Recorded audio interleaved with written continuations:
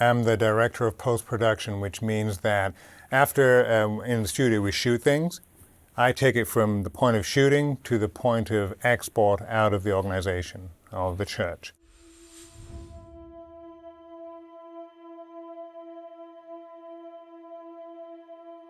I'd be meeting with the guy who was running special effects, and we'd be going over stuff, and Marc would wander in.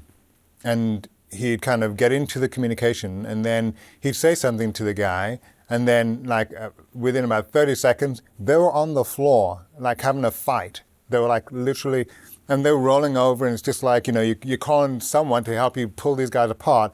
And then they'd get up and he'd kind of, whoa, that was fun. And that was how he dealt with people.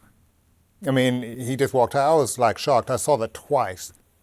And both times I was shocked that anyone would even, what are we doing? What are you doing? Fight in the middle of a production space? That was bizarre. There was a time that we were looking at how we were going to display our media out in churches. And what we did was we're looking for TV screens and something that would display the image correctly. That's very important. And so he had, through his contacts, found these different TV screens.